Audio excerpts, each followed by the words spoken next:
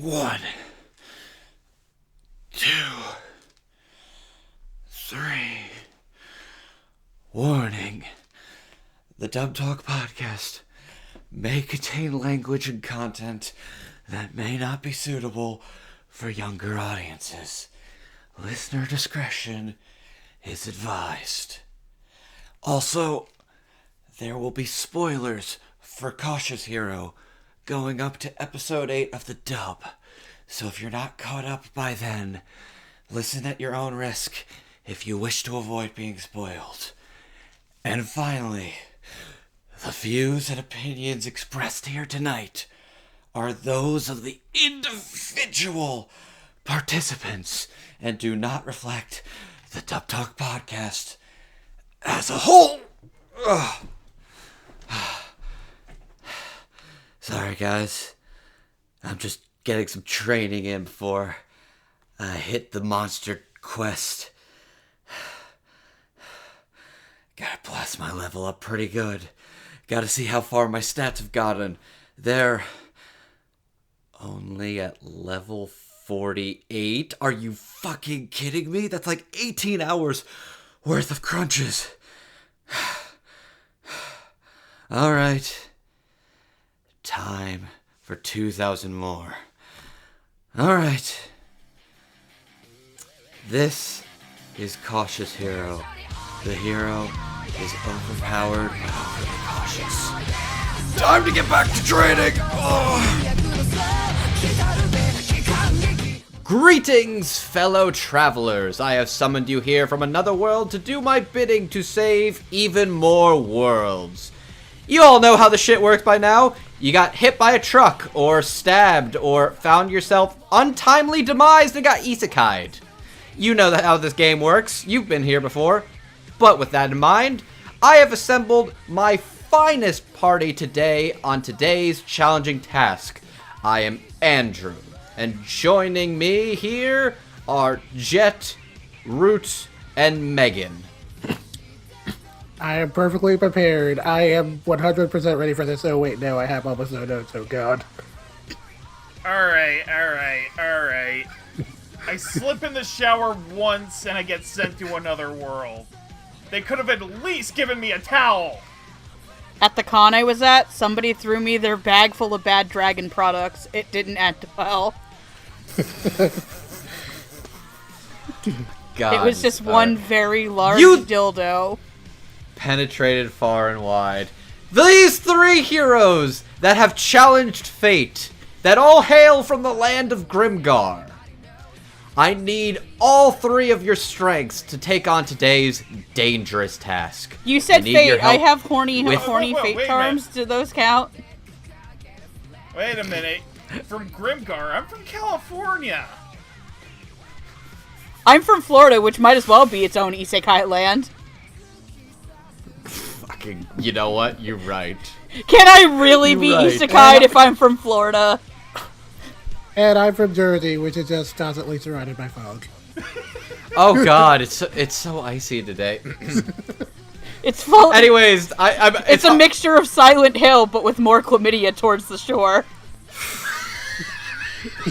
I can't even keep up this act anymore. We're doing Cautious Hero. The hero is overpowered but overly cautious. I can't. I was trying so hard, but fuck. I'm sorry. Could you say that you weren't being cautious enough? No, I was not. It's a Grimgar episode, everybody. Jesus Christ. Insert the fucking Oh god, what's the I don't know what I expected image from? Malcolm in the Middle. No, that was Arrested Development. With the dead, yeah, with the dead dove. No, the Malcolm in the Middle. Kimono Friends Season 3 is weird. Oh god. The Malcolm in the Middle one is basically just fucking, it's where he's like, I expected nothing and I was still disappointed. That's what that one was. That's just Crunchyroll promoting their dubs. Oh, this is gonna be a night, everybody. The disclaimer's there for a reason. Oh boy, I'm fucking ready. Hey guys, it's been a long time since all of us have been in a fucking podcast episode together. How the fuck you doing? We're like 3 months too early for. We're like 3 months too early for absolute demonic front Babylonia. Oh boy, we are gonna have to do that eventually, aren't we? Yes. Yes, we are. Dick Wizard! Dick Wizard! Okay. I'm so ready to talk about the Dick Wizard and the scratchy butthole man and his ex. But that's a tale for another day. But what is today's tale of heroism? Question mark? Well, let's talk about Heroism isn't a word, just like Ibis. Oh god. Heroics. Oh god. Oh, did I actually fuck up the... Fuck, I did. Okay, shit.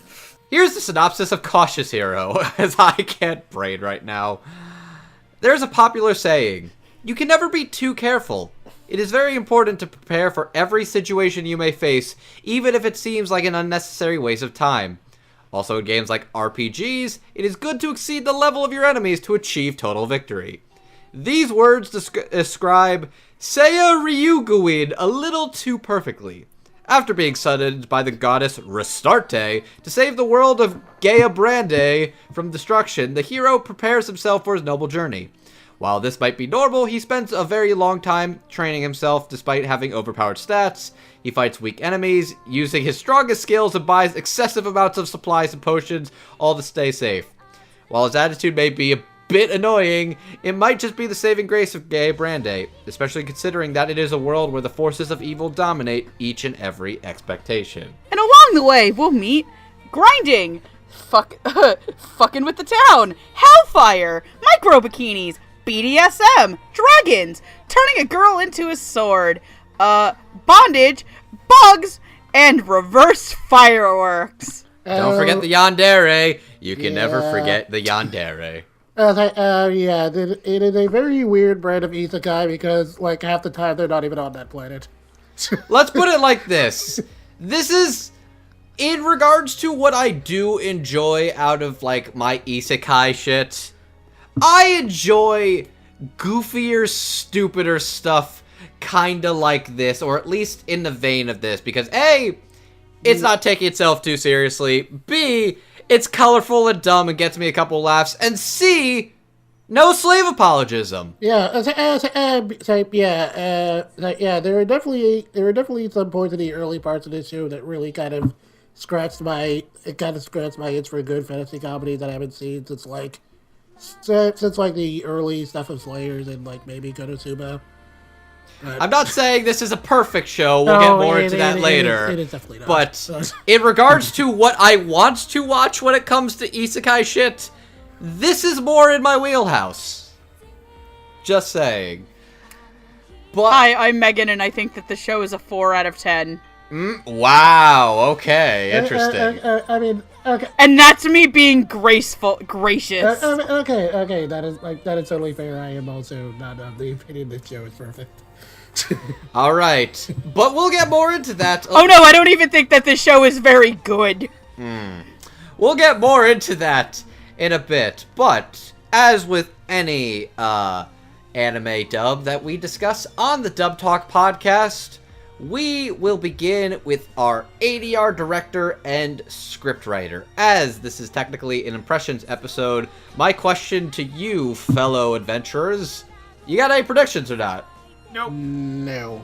I actually do. Really? I'm the only one who does. Megan's the one that came prepared for our party. Thank you, oh gracious friend. Oh god, she's the only red shirt who brought a gun. First of all, bold of you to assume that I'd fight with a gun. Second of all, I am a polearms person, thank you very much. Sorry. Ah. I don't like to shoot. I like to stab, and if I am going to use a ranged weapon, I am going to be an archer. Because remember, kids, the archer class is really made up of archers. Yeah, the archer class is definitely made up of archers, and in this show's case, definitely has some issues with penetration. Ooh. So question, would you just Excuse me. We all 100% know that Gil totally penetrated Kotomine, and we 100% know that UBW Archer totally 100% got some Rin pussy. I missed you, fuckers. I'm just saying, at least 2 out of the 3 archers we've mentioned tonight could actually get some. Megan, please. Your predictions. I'm not sorry. So my predictions for director, I had 3, which were Jeremy Inman, Brittany Lauda, or Jerry Jewell. My predictions for writers, knowing that this gentleman had just actually been signed on to become a full-time writer, I thought it was going to be Jared Green or Tyler Walker. Alrighty. Interesting. I will also kind of admit, I believe I did make predictions for this, but I have since misplaced them. I apologize about that. I've been working I've actually gotten a new job and been very busy lately. It's a little tricky to balance that stuff, but all I can say is thank you for becoming prepared. Thank you for coming prepared, and thank you for becoming a corporate wage slave. Yeah, I'm a corporate drone! Woo! Woo! But that's for another day.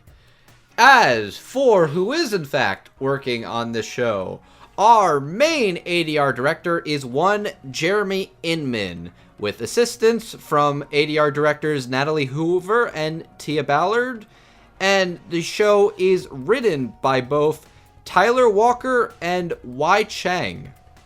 Jeremy Inman has directed such animes as Hakata Tonkatsu Ramen's Isekai Quartet, Golden Kamuy, and Akashic Records of a Bastard Magical Instructor. Oh my god, these titles, god damn it. Natalie Hoover has worked on such anime as Konkale, Fuka, Chronos Ruler, and Alcana 4 Rhythm Across the Blue. Tia Ballard has directed such things as Chain Chronicle, Garo the Animation, Lord Marksman and Vanadis, and Kono Oto Tomare, Sounds of Life. As for Tyler Walker... Yeah, buddy! As what he has written on such shows as Isekai Quartet, Basilisk, The Oka Ninja Scrolls, Fairy Tail, and Dr. Stone.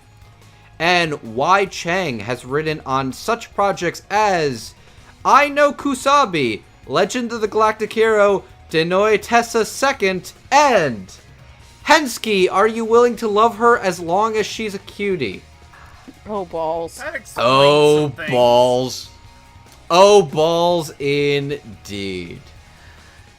Jet, would you like to start us off? Sure. So I haven't seen a lot of Jeremy Inman's solo ADR work aside from stuff like Golden Kamuy, but when I have seen him, it sounded fairly solid, and this is definitely no different. All the performances here sound pretty good for the most part, and I was never exactly blown away by any of them. Almost no one here sounded particularly miscast, and no one definitely sounded flat, so on that end, I think Jeremy did a really good job here. As far as the script goes, I'm definitely a lot less positive.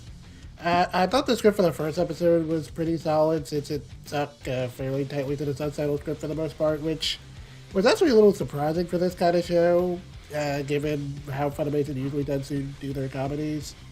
And while I expected it to maybe be a little bit punchier, the bits they spice up felt appropriate, and it had a decent balance. I specified the first episode specifically because after that it's scripted almost completely differently, and each change is not very subtle. There's a lot more modern slang, snarky one-liners, and literal dude bro dialogue. Which I guess, to be fair, is kind of more par the course for how Funimation does comedies. But having kept up with the Japanese version of the show and getting a decent handle on what kind of comedy it was going for, I feel like the approach the dub took would have only really worked in regards to one character specifically that we'll get to later, and spreading that across the whole dub but onto a certain other character kind of made the show less funny to me, and a little more obnoxious. I mean, I'll be honest in saying that Funimation's approach to comedies doesn't really always work for me anyway, outside of very specific shows. But as far as this one goes, I think it sounds fine, but as far as the script goes, I'm definitely not a fan. I'm largely going to agree with Jet on this one. Jeremy Inman's direction is very solid. Casting is good. As for the scripts,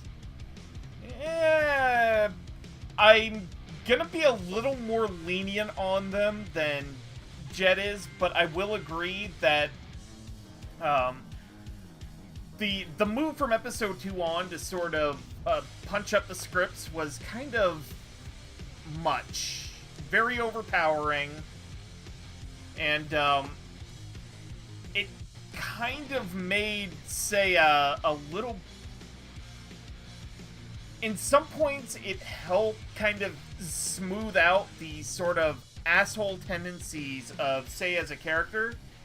But in others, it just intensified it to such a degree. And in a show that, well, I'll get to more on how I felt about it in final thoughts, I thought it was a very mean-spirited kind of comedy. Sometimes the scripts ended up kind of evening that out and making it, like, not as noticeable, but in other times it just amplified everything. So, kind of a mixed bag here. Definitely a lot of hilarious lines here and there, but overall, might want to... You're a little more in the middle. Yeah, I'm a little more middle ground on it. There's definitely going to be some need for rewrites when it comes to time for home video. I want to preface this that when I watched the first episode of the sub, I was a lot more willing to give it a shot, like, based off of, like, okay, this was actually kind of funny in episode 1, like, but as I went through the actual show, like, up to, I think, I went up to episode 8 for this. This is not a show that I find really funny. Like, this reminds me a lot of Konosuba, which is a show I don't actually like. Surprise, I don't fucking like that show, and I do like anime comedies, I just like them more on the more, like, I guess I would say I like them more on the more wholesome end.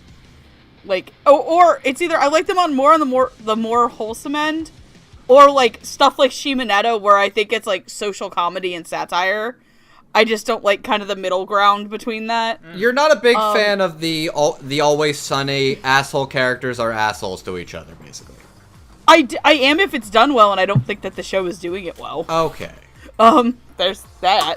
I think that the vocal direction is solid. I don't think this is the best thing I've heard from Jeremy Inman this year. I would say I think, Copcraft, potentially, like, as a vocal direction, not anything about the guy who made that series, but I think that was a little bit stronger vocal-wise to me, and I think Roommate Cat was a lot more stronger vocal-wise to me. Okay. Than this. But to me, the real killer is the script from episode 2 onward. There are times where it just is unnecessarily slangy. Like, the biggest example I want to give is in episode 2, when, Ristarte sees that the Demon Lord, General, like, Chrono Nox or something, whatever the fuck her name is. Chaos Machina, I think. Chaos Machina is, killing the village, and in the Japanese, she goes to say it, and he's just like, I told you not to come in, until I call you, and then, like, the dub, it's like, don't you see I'm blasting my quads, bro?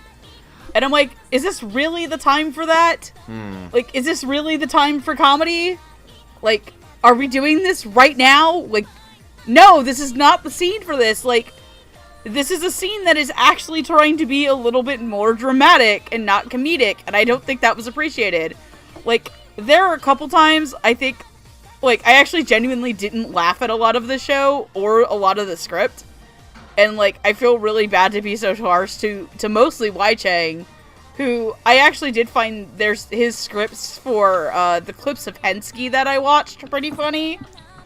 But here it just makes Seiya a more mean-spirited character to me.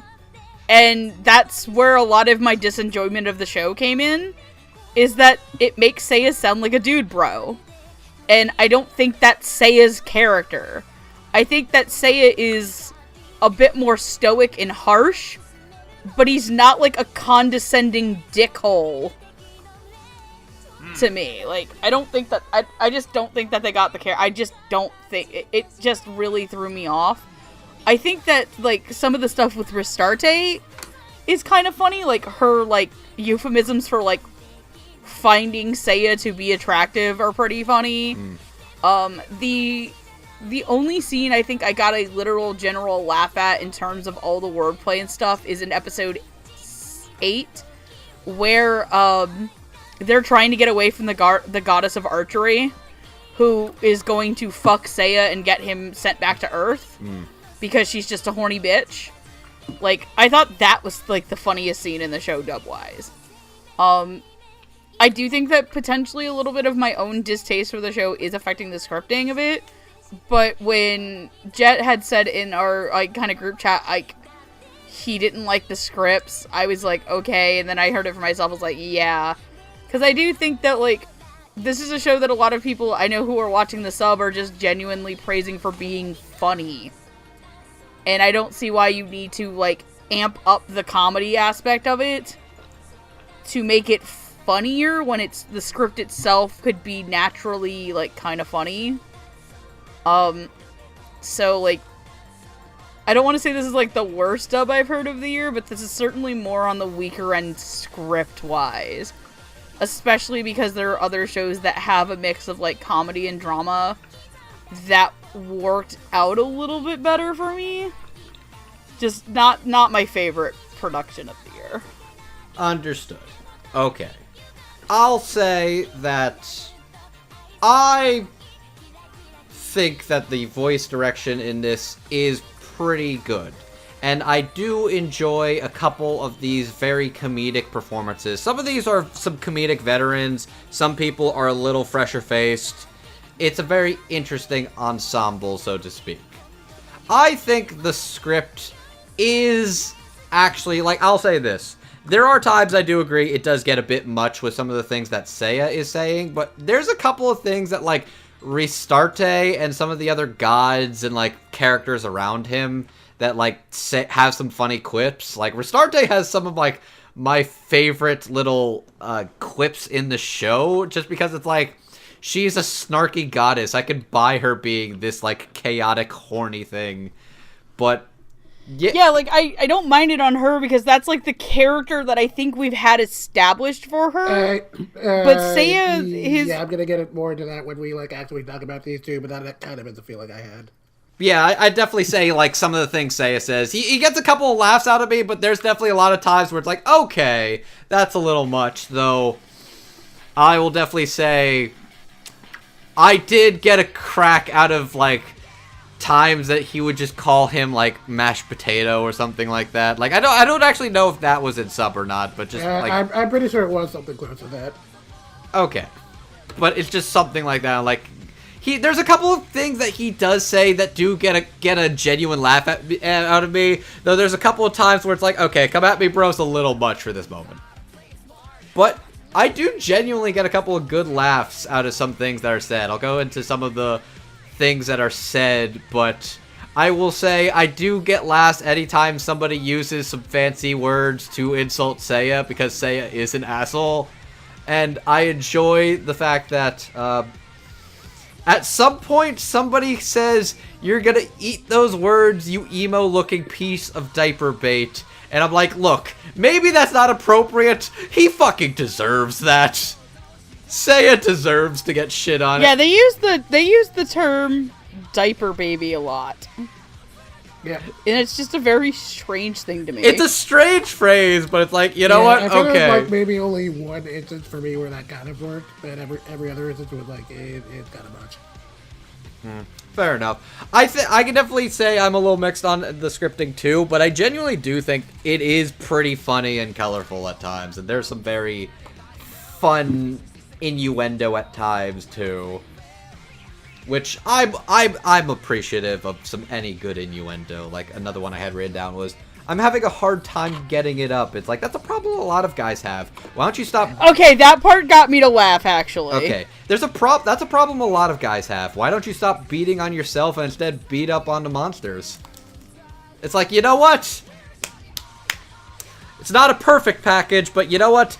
everything. There's some stuff here and there that got me genuinely entertained and amused. So it's a mixed bag, but I think there's some fun, colorful dialogue in there too. And I think the voice direction and comedic performances on several people are genuinely very entertaining. And with that, I think it's time to move on to our first group of characters. This is a group of goddesses plus a warrior princess lady.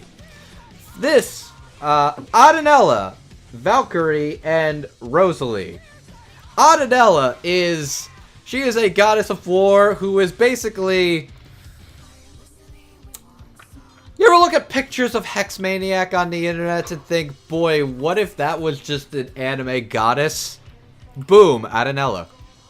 Oh yeah, it is literally just that exact character design. And then there's Valkyrie. Valkyrie, who is... Oh god, I love fucking light novel bullshit. I look at her design, it's like, okay, she is a strong lady who can kick my ass, and all she is wearing is just a chainmail bikini. Yeah, no, I'd say to watch her to step on you, but she's probably not into that. So, yeah, she. I get the impression she plays for the other team. yeah, you get the impression. Mm-hmm. Okay, by get the impression, I mean she is basically out in the ball game, basically like macking on chicks. Anyways, then there's Rosalie. Rosalie, who is a knight princess lady, who is the heir to the throne, who gets frustrated trying to fight the demon lord's men, and gets into a little bit of a skirmish with Seiya. That's Reverse putting it fireworks! lightly. That's putting it lightly. So, does anybody have predictions for these three at all? No. Nope. Alright, that'll make this next part nice and simple. Playing the role of Adanella is Alexis Tipton. Playing the role of Valkyrie is Kaitlyn Barr. And playing the role of Rosalie is Madeline Morris. Alexis Tipton has played such characters as... Oh god, how do I say this character's name? Lupus Regina Beta in Overlord. God, I fucking love light novel bullshit. Congo in Concole. Alicia in Tales of Zexteria The Cross. And Karumi Tokisaki from Date Alive. Kaitlyn Barr has played such characters as Layla from Cheka the Coffin Princess. Yui Kirino from Demon Lord Retry. Maria von Messina from Wise Man's Grandchild, and Natsumi from Date Alive 3. Madeline Morris has played such characters as Aqua Aino from Love Tyrant, Mei Ayazuki from Meiji Tokyo Renka, Hotaru Hoshikawa from New Game, and Hibiki Sakura from How Heavy Are the Dumbbells You Lift? Not very. I don't know how to lift dumbbells. It's been a while since I've been to the gym, Jesus Christ. Okay. I go to the gym pretty frequently, but I don't lift dumbbells, just regular weights. I need to work on my back because I've been sitting at a desk for long periods of time now. Jet, you and your swole fit ass, tell me what your thoughts on these characters are. Sure. Please never say the word swole fit ass again. Yeah, seriously, remember, I only live like 20 minutes away from you. What? He knows Don't where you want me live, Andrew. He does. He sees you when you're sleeping. He knows when you're awake. He knows when you've been battered, so put down the steak. You better watch out. You that. better Yeah. watch You out. better watch You out. better watch out. You better watch out. You better watch out. Okay. Jet is gonna beat your ass. My swole fit ass. Alright, that's the game. We're done. We're done here. Going home. Okay, I'm TLDR, Andrew's into pegging. okay, so being serious for a second, real quick, I'll start with Rosalie because I don't have too much to say because the character hasn't done a whole ton yet. The character is obviously, supposed to be like super serious, kind of hot-blooded and gung-ho, and I think Madeline got that across really well. She definitely made her sound like very, very hot-headed and stubborn, and watching her kind of butt heads with Seiya was kind of interesting. I mean, I'll admit I was definitely not a fan of the joke about her getting slapped. That was kind of weird, but I mean, I do think the whole like dog growling noise thing was kind of amusing, but that whole sequence was kind of like very awkward. But for what she has so far, I think Madeline did a pretty decent job. I just don't have a whole ton to say about the character yet. Valkyrie was definitely a lot of fun. Hasn't gotten to do like too much yet either. Well, she does get a pretty decent bit a little later on the subtrack, but we haven't gotten there yet. But for what we got so far, I thought it was pretty fun. Yeah, I thought Kaitlyn did a pretty good job so far of making her sound, very, making her sound very gruff and butch without not getting too over the top of it. And I thought it was like not super funny, but pretty amusing. And well, I'm definitely kind of looking. I don't know if I'd say I'm like looking forward to it, but again, she does get a pretty good bit in an upcoming episode, so I do hope she manages to make that sound pretty funny. And then lastly, Alexis Simpson is Adanella. Alexis Simpson is obviously, not particularly shy doing moe characters, so this one was kind of interesting. Mostly because of how the character starts out, where she has to sound like very yandere-ish, and it's not like Alexis Simpson hasn't done that sort of thing before, but it definitely is a little bit more out of her particular wheelhouse. So seeing her pull off that kind of voice in the beginning was really fun, was kind of amusing. And it was really kind of interesting the first time I saw the character because, after the whole thing with Cersei, that there was going to be some kind of weird punchline with her, but I didn't know exactly what it was building up to yet, so it just kept going and going, and it was like, okay, she goes from being psycho yandere to cleaning herself up very quickly, and I thought that was pretty amusing. And the way Alexis is so shifts from like the whole like creepy yandere laugh thing to just like cutesy moe was pretty funny. And I definitely got a pretty good kick out of that, and then especially how she quickly reverted after Cersei rejected her. I thought that whole thing was pretty amusing. So yeah, on the whole, all three of these performances sounded pretty good. I'm gonna be kind of honest here. I don't remember a thing about Valkyrie other than the fact that she grabs Ristarte's ass at one point. Like, that is literally all I remember of her character. And that she is in a chain bikini. Yeah, that too. Honestly, funny story, the episode she debuted in, I kind of wasn't paying attention for a little bit. And I thought Adanella was the punchline to Seiya meeting Valkyrie. I thought Adanella and Valkyrie were the same character for a little bit, and then I rewatched it. I literally do not think Otaku could handle those two characters fusing into one.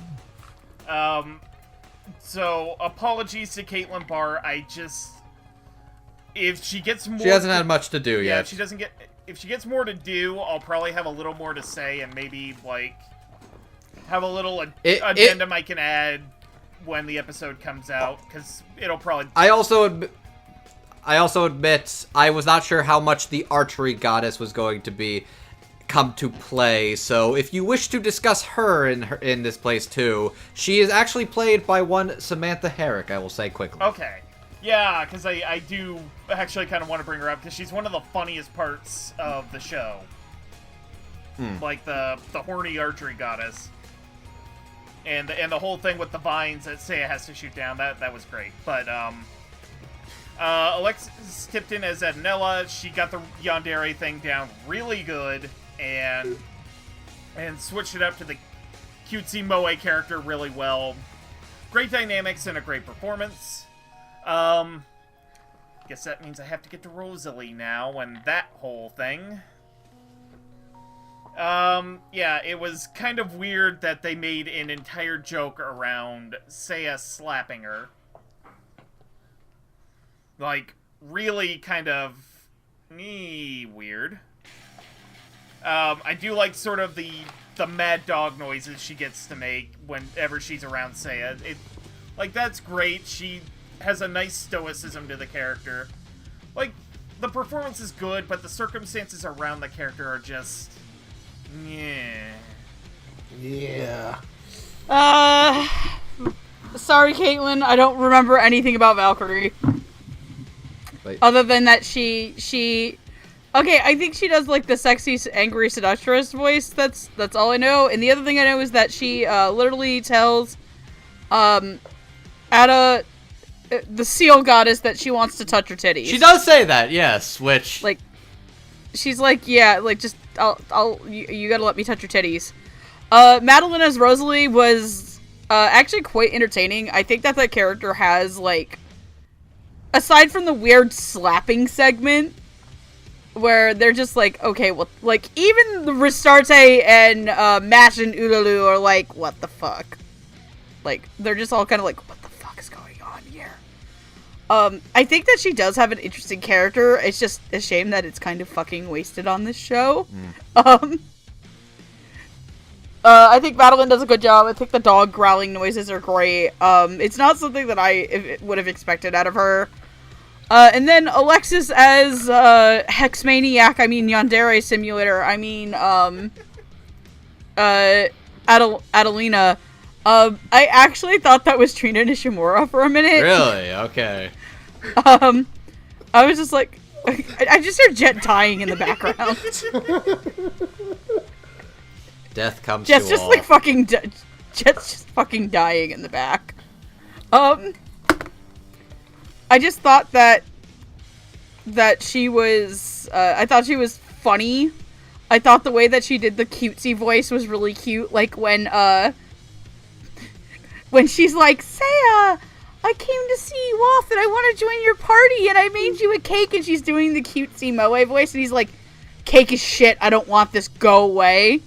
And then she just starts screaming like a maniac in the background. And starts destroying shit. It's like, oh my... Destroying things. And Ristarte's like, come on, kids, let's go. It's like getting your kids out of the Taco Bell as it burns to the ground in the apocalypse. Rista is a good... What do you mean we're out of quesadillas? What do you mean they're not selling the McRib? I wasn't sure where you're going with this, but I wasn't expecting... I don't know why the fuck... Why do you want a McRib at the Taco Bell? That's like going to the Dairy Queen and asking for a double shot of latte. Megan, did you just turn the psycho yandere goddess into a fucking Karen in this scenario? Maybe. Beautiful. What? Adelina wants to speak to the manager. What? About why Seiya doesn't love her. I will say this. As somebody who used to work retail, if I had to choose between dealing with a psycho yandere love-struck lady or a Karen, I think I'd take my chances with the yandere. I'd take my chances. Yeah, because at least the yandere Hex Maniac, you have a chance of getting a tit job out of that.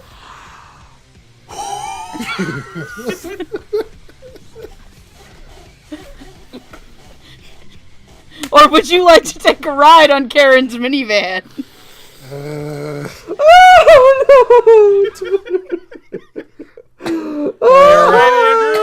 Megan, I want you to know that made me feel gross, and I hate you. Oh, I feel so gross. Fuck. The ride on Karen's minivan. I'm not sorry. I'm not sorry at all. Andrew, take a deep breath. Remember that you are alive. There's gonna be an action figure that goes up somebody's butt in that scenario. Just like it's some like kid's Jackass toy. in the toy car. Oh no! Fuck! Oh no! So that's where Timmy's Matchbox went. Oh, this is... The Hess trucks. The Hess truck's back and it's better than ever for Christmas. This year, it's pulling into your rear. Oh no! Oh no! I am so sorry to anybody who watches this episode. But Alexis does a great job. She's probably the standout of these three, and I forever ruined Hess trucks forever. everybody.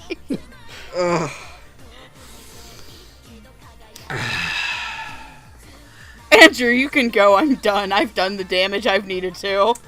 Valkyrie, Kaitlyn Barr. She is very cool, gruff, buff, lesbian, chain kini. She's cool. She could kick my ass. Maddalena as the Night Princess is great. And I will say that Madeline Morris is phenomenal in comedies as like these sort of tsundere tomboy type characters. She is really great, really funny. She's had a fantastic year as far as good comedy roles are concerned. Like, legitimately, she's super fucking funny and truly deserves all the props she is getting. I also do love those little dog growly noises she does. I will just say, I don't know if the show recognized that scene felt uncomfortable. I almost think they did, because you're right. Ristarte, Mash, and Ululu are just kind of like, oh, this feels weird. It's like, it feels like a lot of the jokes, like some of those jokes are kind of like mean-spirited, but it's like, most of them don't typically feel like uncomfortably awkward. That one genuinely felt like, I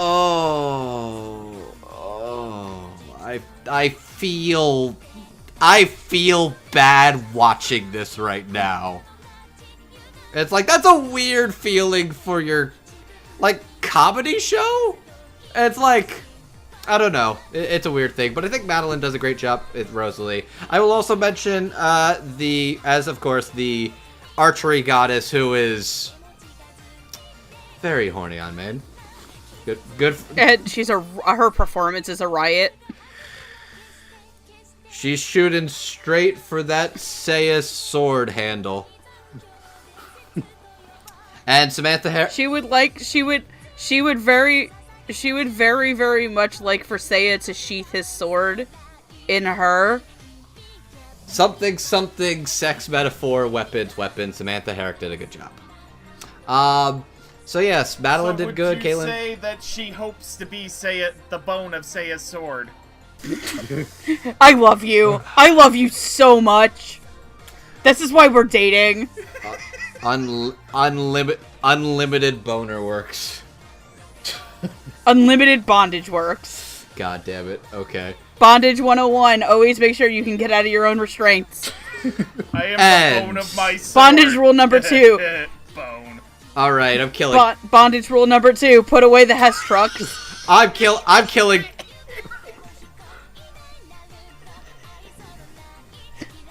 So, Andrew, meet you at the airport in 20 minutes. We can So go- would the Hess truck just like drive all over gonna do the everybody. titties or something in this scenario? Where does the Hess truck just go over the entire body?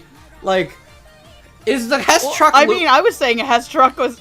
Uh, Oh god, please do not actually shove a Hess truck up your ass. I just remembered how big they are. like, okay, so... That sounds like okay, something let's see, quitters would current- say, Megan.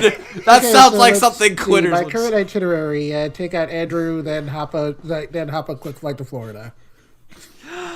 Anyways, I'm killing time for the real conversation of this section. Adanella, Alexis Tipton as Adanella. She is this crazy psycho, like, batshit freakazoid, and she is so funny. Alexis does this great, like, hex maniac psycho lady down great, and she sounds very gross and creepy, but also super duper cute when she cleans up and wants to make herself look really nice for Seiya and make herself present, and she baked a cake. To which, how do you know Seiya's an asshole when he's like, man, cakes are gross? It's like, yeah, you're a piece of shit, Seiya. You're like, cakes are gross. But then she goes psycho again and crazy, and it's so funny. But I also love that scene where Seiya's just like, hey, girl, you looking good. It's like, wait, no, stop. Don't come any closer. That's not gonna work. I forgive you. And it's like, oh my god, she totally bought it hook, line, and sinker. And then it goes straight up shoujo manga for a second between the two, and it's like, okay, you know what? That's a pretty good gag, and I enjoyed it. Alexis is so funny as Adanella. I very much enjoyed it, and yes, hex maniac, crazy psycho battle goddess is a ton of fun and pretty alluring. So, now that we've moved... Andrew, I'd just like to point out that your girlfriend doesn't know what a Hess truck is. Oh my god, why are you telling her these things? I just told her she should buy you a Hess truck for Christmas. Oh, fuck you. We're now moving on to our next batch of gods and goddesses.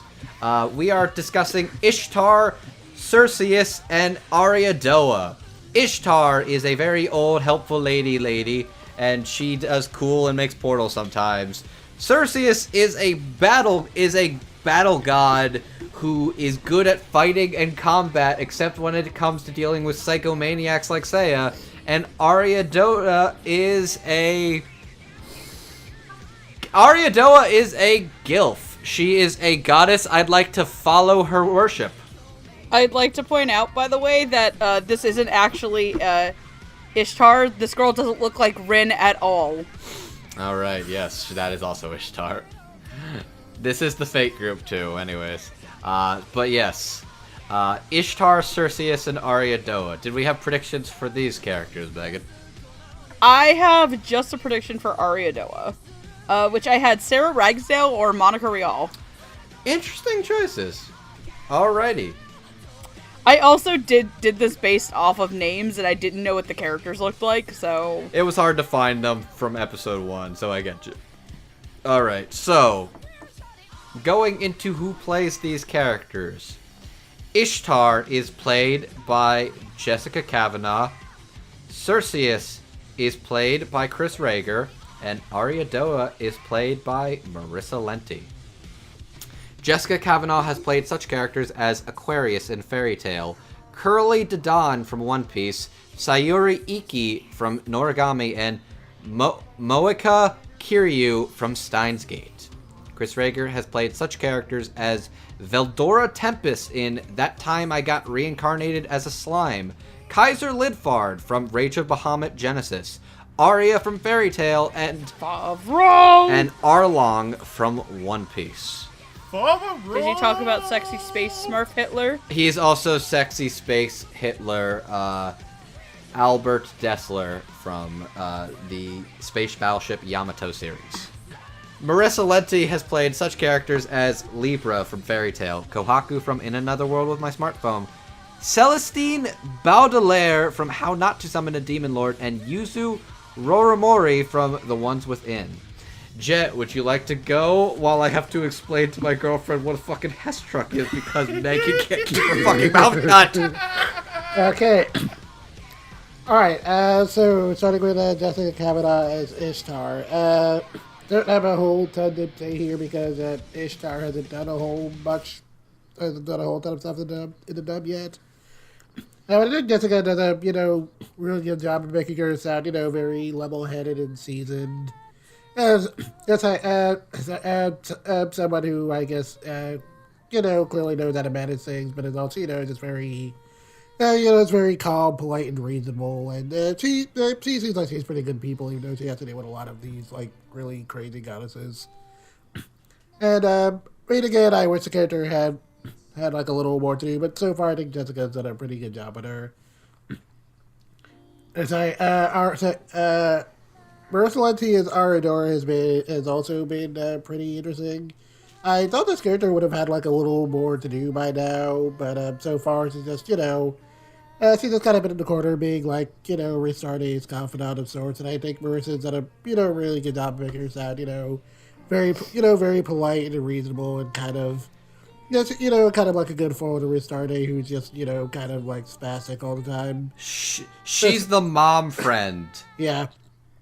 She has candy. She has literal candy that she gives to Ululu. Yeah, that's it. Yeah, the way she interacts with Say in particular kind of makes me think she's hiding something, but we haven't learned exactly what that is yet. But for right now, I think Marissa is definitely doing a pretty good job here. Chris Rager as Cersei has definitely been a lot of fun because even when I first heard the character in the subject, I was like, yeah, this is definitely a very Chris Rager character. He is very big and buff, and when he's introduced, he he presents himself as, being this very tough, seasoned warrior. And then he meets Seiya, he hangs around him for a couple of days, and he's like, oh yeah, this kid, he's got a lot of potential, I really like him. A couple of days later, he's like, I'm like, this kid, he's pretty good, but he might be a full handful. And then by, day 5, he's, sitting in a corner terrified. And Chris Rigger really sells that. There was a DJ about stuff in this show that, really made me, laugh out loud, but that whole sequence was definitely really funny. And, Chris Rigger did a really good job at selling that. Especially in a lot of the, later interactions where we see the character again, and he's just, completely given up on fighting, and he's just, begging now. And the second he hears say his name, he's like, oh, wait, no, he's back. And Chris Please Rigger, take this fuck away from me. yeah, Chris Rigger did a really great job with that. I wish to die. Yeah. All three of these were pretty good. Chris Rigger was definitely the standout for me in this section, and yeah, I'm done. I really don't have a lot to say on Ishtar or Ariadoa yet, because they show up a lot and they have a role to play in the overarching show, but for right now, Ishtar is just somebody somewhat in charge of the gods who bends the rules to help out, and Ariadoa is just a confidant who sometimes ropes in people to help with the quest to save this world that is a high-level threat. But for the time being, I do want to put some emphasis on Cersei, played by Chris Rager, because he's another one of the actually works parts of the show, because he's this big tough guy who is the joke in the show is he's this big tough guy, and then but when he was a mortal, because he's one of the rare cases of a mortal who became a god, he was very weak-willed, and training Seiya brought that out of him, and like Jet said, he basically just goes and bakes because he doesn't want to fight Seiya anymore. He's been demoralized so much. And I think his interactions with Seiya, up until, Ristarte comes in on him actually, on top of him, beating him up. Which I thought that was a bridge too far, but anyway. I think that comedy dynamic worked really well. So, again, I really don't have much to say here, so I'm gonna pass it on to Megan. I'm being interrogated by Steph. You did it to yourself. I did do it to myself. I'm so sorry. I'm actually not sorry, because I just keep ruining things for people, and I'm kind of proud of myself.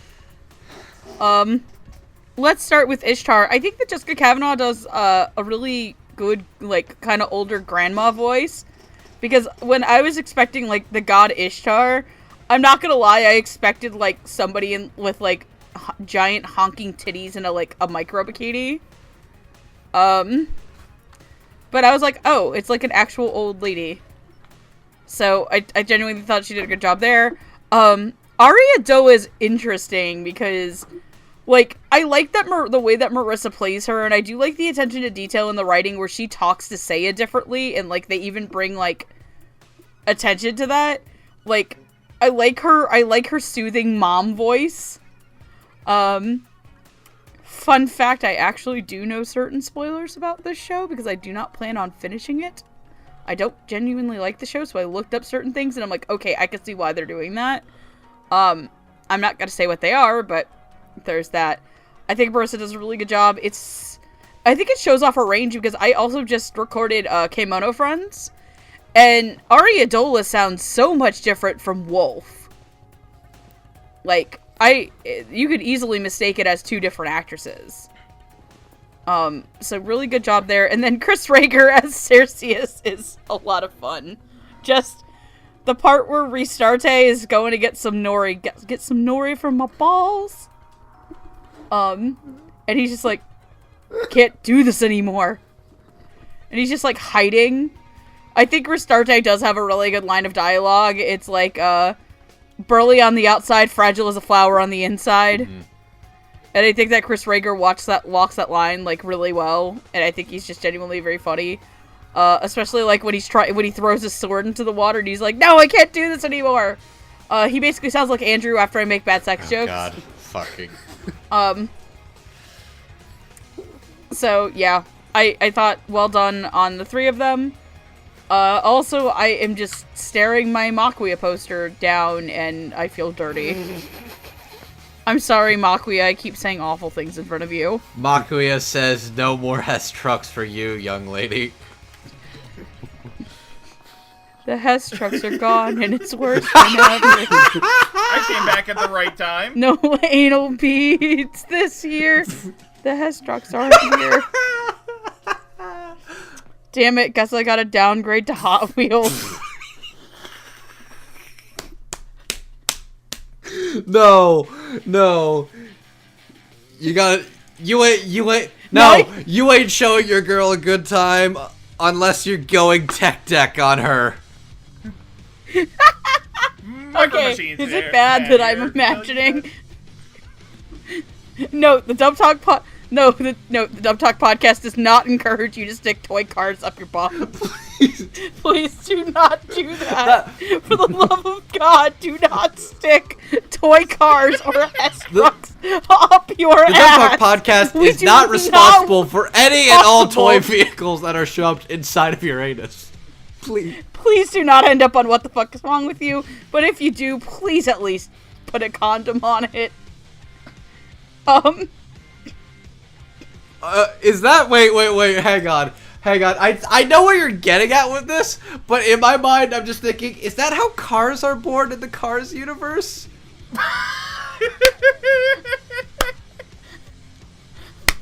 Ka-chow, I say as I come into your sweet, tight tailpipe. Are Hot Wheels the condoms of the car universe?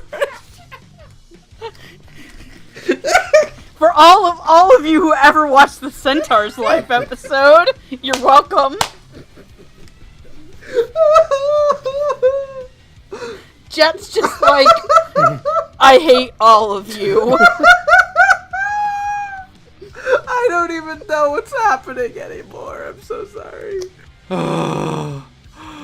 Okay, I need to catch my breath.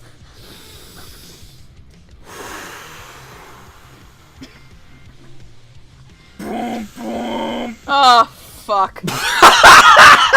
Fuck you! I was done. From Steph. So question, are you into the whole toy cars in the ass thing? Then, like, damn, those are some Hot Wheels to enjoy there.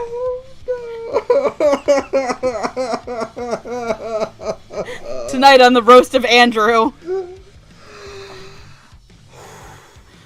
Jessica Kavanaugh as Ishtar is very good. She's very maternal-like and very chill grandma lady, and she's good, and I wish she gets more screen time.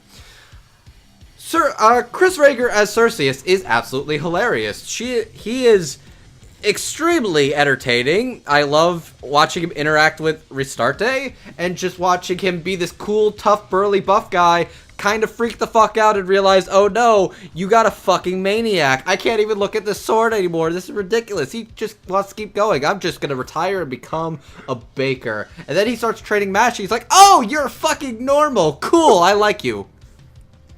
I like you, kid. And Chris Rager just does this really good job being this burly, gruff, tough guy, and then you watch him freak the fuck out and be really scared, and it's like actually very amusing and entertaining. I really love the part where he just tosses the sword. It's like, I can't even look at this anymore. It's like, Chris Rager does great.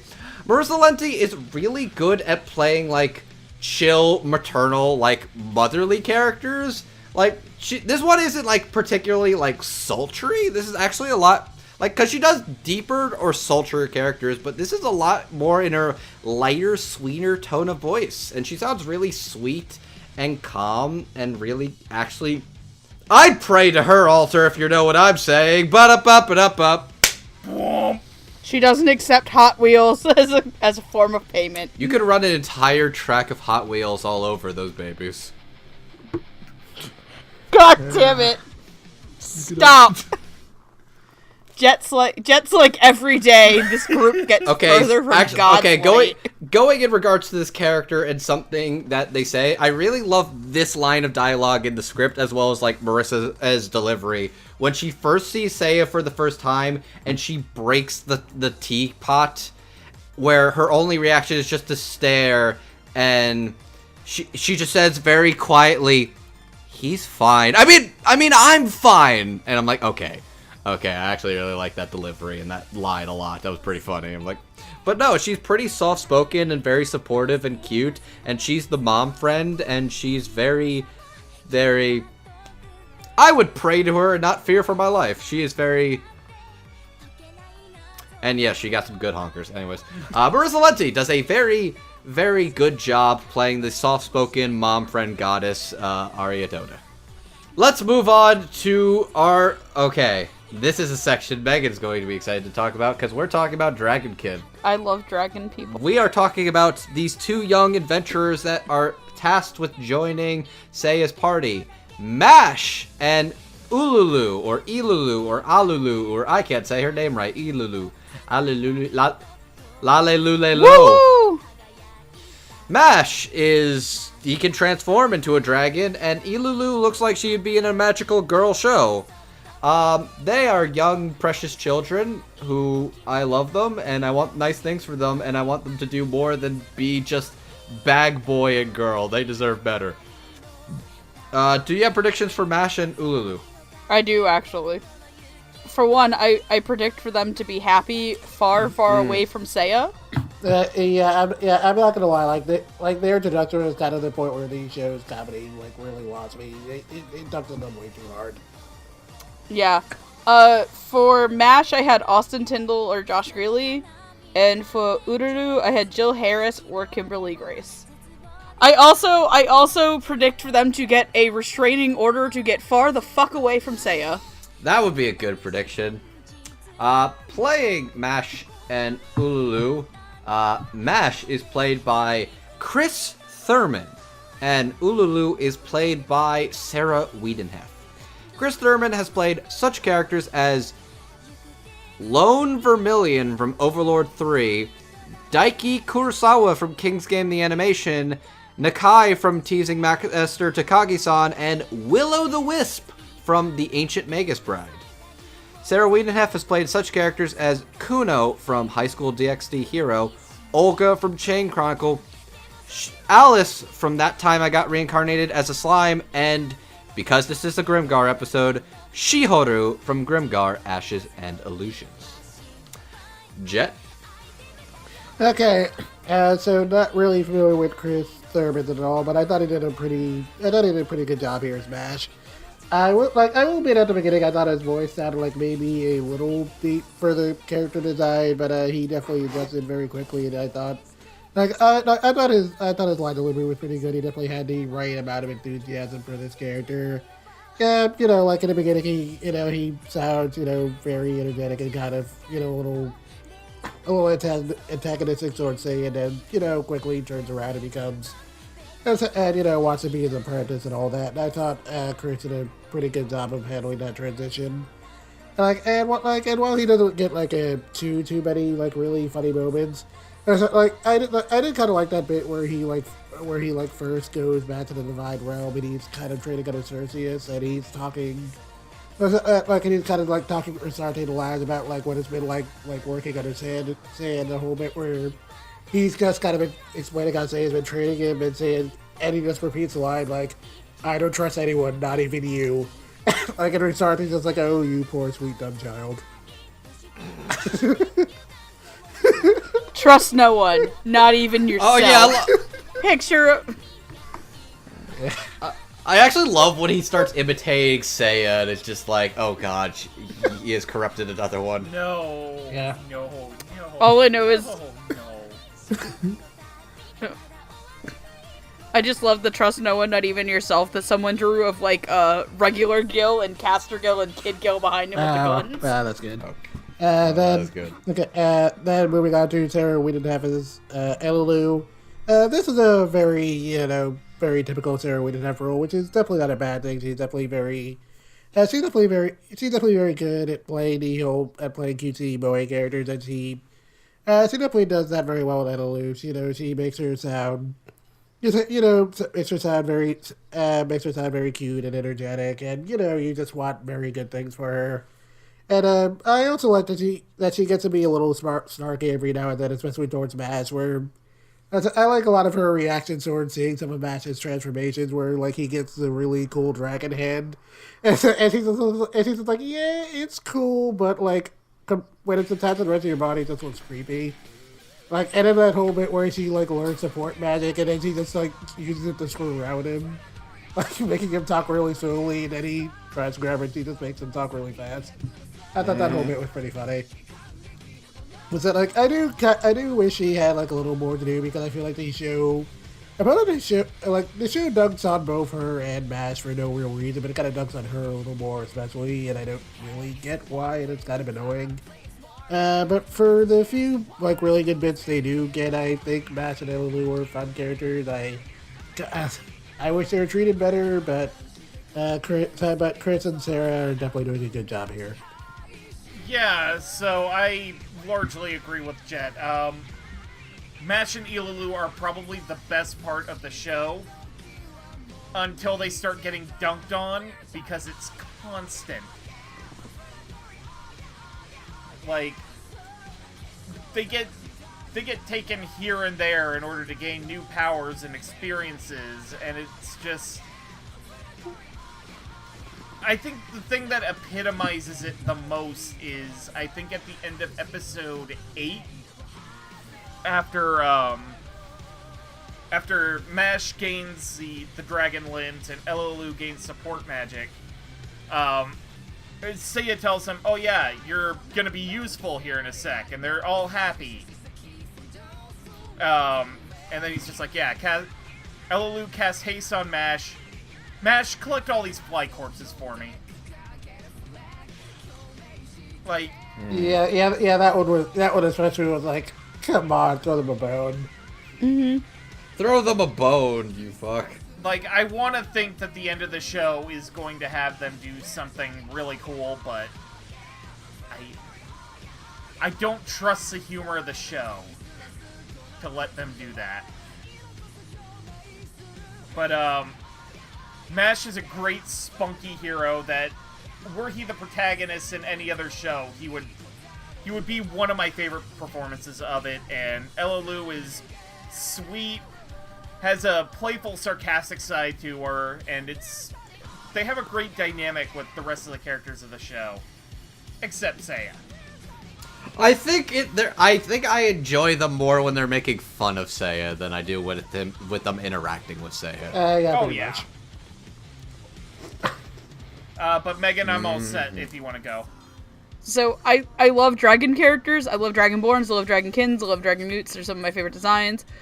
So Mash and Ululu were made for me, and Chris and Sarah's performances are, like, cute. Chris is not an actor I'm super familiar with, so I think that he makes Mash a lot of fun. I thought that he was very convincing in the scene, like, where Mash gets kidnapped and nearly killed. And especially when Ululu gets her kind of big arc where she's gonna, like, sacrifice herself to be a sword. And then Sarah's Ulu is, I think, the one I really like. It really stands out for me. I think that she's really cute and really sweet, and it's a performance that we get from Sarah a lot. But I think she brings a lot of heart to it, especially when, like...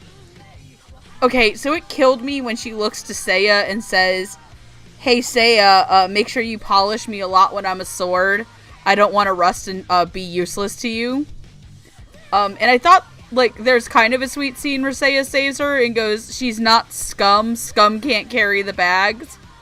Like, I get that scene's kind of trying to be sweet, but I'm also in the camp of, like, please stop dunking on these characters. It's not fucking funny anymore. And, like, even the way that the performances go, like, I personally kind of feel like you can hear how exasperated they are, like, with this. And I 100% believe that the end of episode 8 is just such a dick fucking move. Like, just come on, show. Let them have one win. But I think Chris and Sarah do a really, really great job with their performances. I will say, of the two, I think Chris was the one I had a little bit of a harder time getting adjusted to, just because I'm less familiar with how he, in particular, sounds. He sounded a little bit older than I was expecting, or at least thought the character looked. But the further he goes along, he actually fits the character pretty nicely. He's got a little bit of, he's got a bit of snark. He's got a little bit of sass to him. He's got a bit of bite, but he does eventually get a little more on the Seiya train technically, but then it becomes clear, oh no, because you're so close to him, you know all of his weird quirks where he starts making fun of him and he's just like, you don't even trust your family and your friends because they're the ones that are most likely to stab you in the back. And it's like, yeah, that sounds like Seiya, alright. And also, shout out for doing a really good impression of Seiya's actor. Oh yeah, no, he actually does a pretty spot-on impression of Seiya's actor, who we're going to cover in a second. Which, yeah, no, Chris, he's a fresher face, but he's got some chops in there, and he's pretty funny at times, too. And Sarah Wiedenhef is no stranger to this podcast. She can sound really cute, and she can also be really funny. Like, there's something about... There's a thing that she says to Seiya when I think he's looking down on her, where she just exclaims at some point, and her delivery of it kills me. Ugh, rude.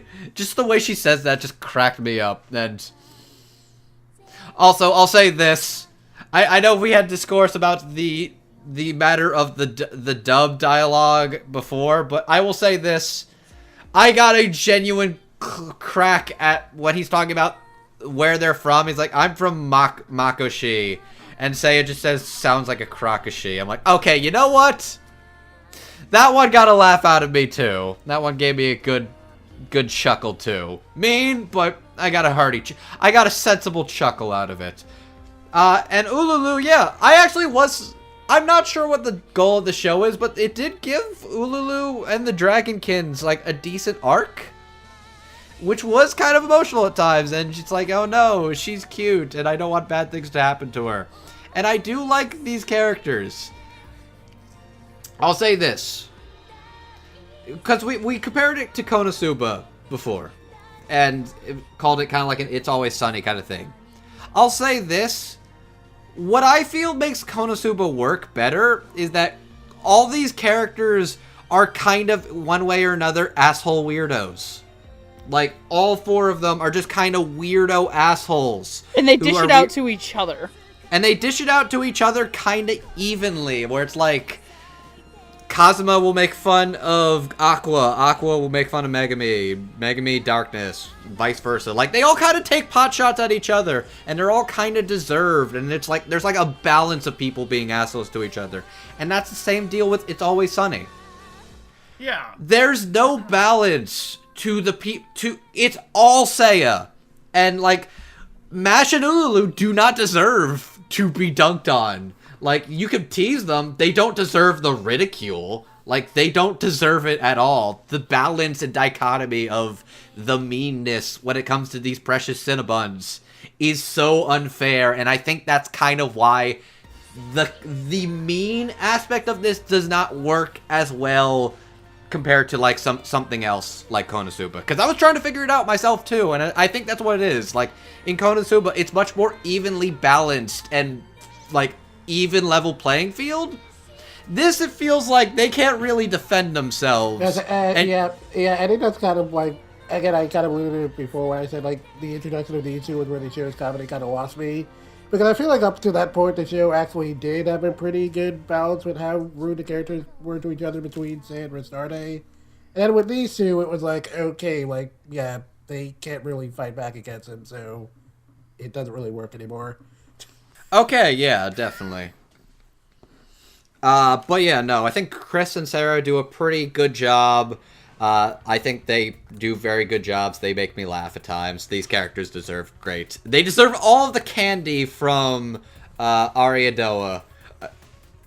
They deserve all the candies.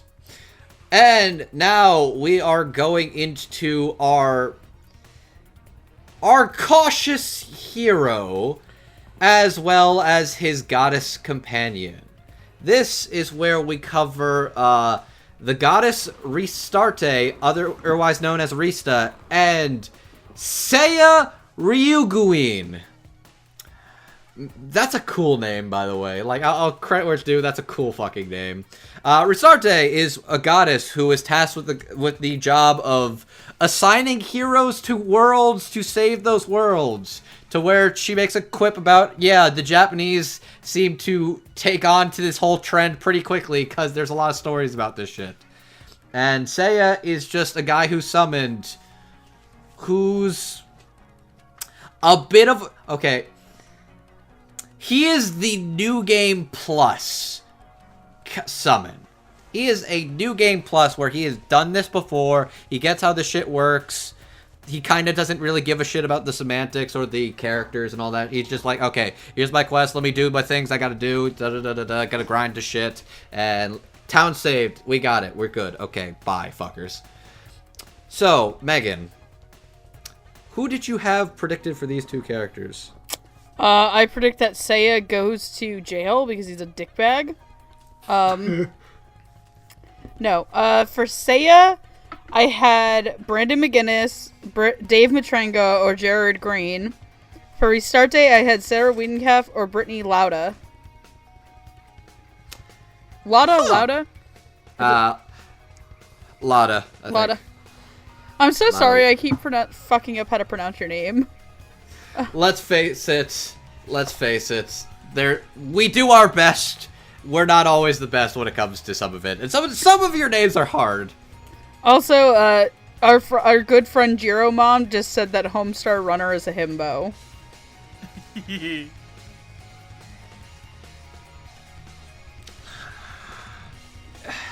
Seiya's not a himbo, he's an asshole.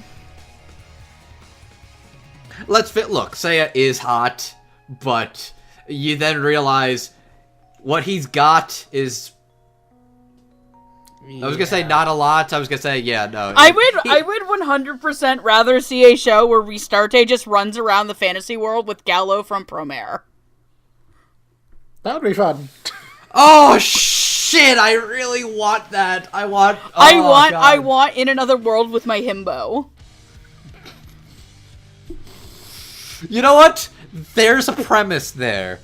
You ask God you ask God, he could probably make that a thing. Just ask God, he could probably make that. I want In Another World with my himbo, where he doesn't ever actually, like, get with any of the girls or anything. He just saves the world by just being a dumbass with a heart of gold. I'd watch that. So, playing the role of Ristarte is one Jamie Markey. And playing the role of Seiya is Anthony Bowling. Jamie Markey has played such characters as Nigalatho from World End, Barbara from Grimgar Ashes and Illusions, Trainee from That Time I Got Reincarnated as a Slime, and Rias Gremory from the High School DxD series. Anthony Bowling has played such characters as Orito from Is This a Zombie? Aoi. Aoi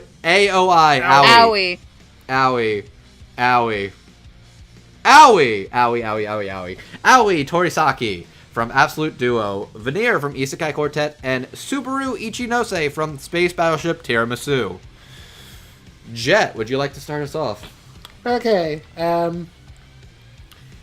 so I'm really mainly just here for Ristarte because a lot of her fearsome reactions kind of make this show, and I'm also not gonna lie, she's kind of hot. You know what? Fair. I kind of need to talk about her and Sand together because it kind of basically sums up a lot of my problems with the dub script. I mean, again, while it's really worked for me personally, I generally don't get like too bothered without Funimation dubs and to punch up dialogue for their anime comedies. And I feel as far as like Ristarte goes, that would largely work for that character because she's largely kind of supposed to be a straight man to want to say his antics whenever she's not busy being another one of his punching bags. And she has the kind of personality where it would actually make sense for her to be throwing around a lot of casual swag every now and then. And like even the Japanese track has like some of the gods and goddesses like making references to stuff like hip hop every now and then, so it definitely is there a little bit. Oh yeah, no, he does. I know Cersei talks about like hip hop or something like that too. It's like, yeah, okay. Yeah. The problem is that same level of sass is given to Seiya, who, again, largely speaks in dude bro for the dub, and it kind of ruins the dynamic in a lot of ways. Firstly, I wouldn't say, like, the comedy between these two characters, like, always clicks. In a Japanese track, it kind of worked a little for me, because Seiya is, like, 100% serious about literally everything at all times. And having Ristarte either, like, overreact to those antics or get weirdly horny over them is kind of, like, the primary joke. But since Seiya is, a lot snarkier in the dub, it kind of makes Ristarte's reactions feel a little weaker. And while that could work from a comedy standpoint, and Seiya's lines were funny enough, again, it mostly just sounds like him being a very irritating dude bro. And that's not really my kind of thing, so I definitely didn't feel the chemistry and the performances as much as I did with the Japanese track.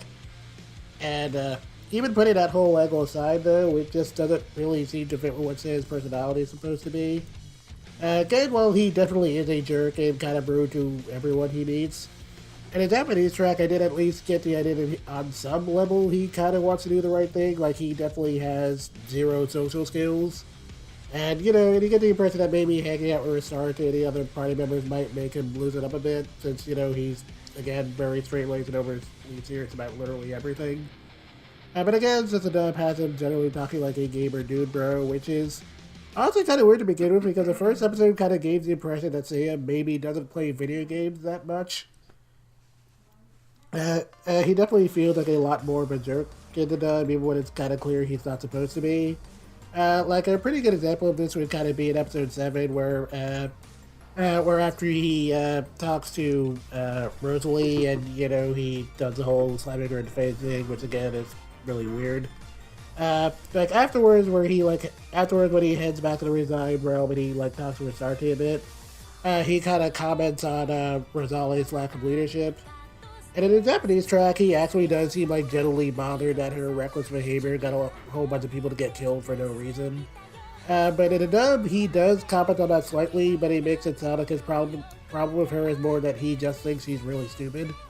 And that is a pretty big difference, and while I generally hate accusing any dub script of doing this, it honestly makes Seiya feel like a completely different character between language tracks.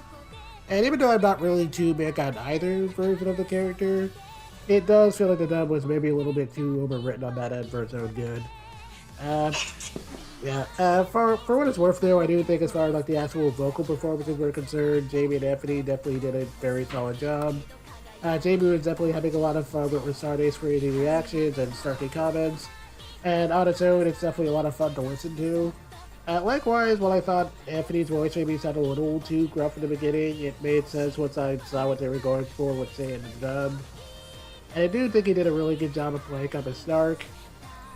But again, I can't really divorce these performances from my problems with how Seiya was kind of written in the dub, and it kind of soured the whole experience for me. And, yeah, that was a lot of talking, but I'm done. Sorry. Okay. No, that's good. That's good. You're good. Don't worry. I know that was just like a bit of a long rant, but yeah. It's cool. Jet, buddy. Pal. Do you know where you are right now? With friends. You're on an episode of the Dub Talk podcast with friends who ramble and rave for minutes at a time. This is status fucking quo, and the fact that you opened up and talked as long as you did means you are one of us, fucker. One of us, one of us, one of us. Roots. The floor is yours. Alright, so I guess I'll start with Jamie Marchi as Ristarte. She has really good comedic timing and chops. She interacts with every other character in the show really well and with the right amount of gusto. With just about everybody. When she needs to panic, she panics. When she needs to be angry, she's angry. I think the line changes from the localization benefit Ristarte the most of any other character in the show. Just because it feels a little more natural for, sort of more, I guess, English-sounding slang to come from her than anyone else. So I'm not quite as bugged about it with as compared to anybody else in the show, but she hits the notes she needs to. She is absolutely hilarious when she's And she gets thirsty. quite thirsty. And boy howdy, Goddess needs a glass of water. I didn't know I was in this anime.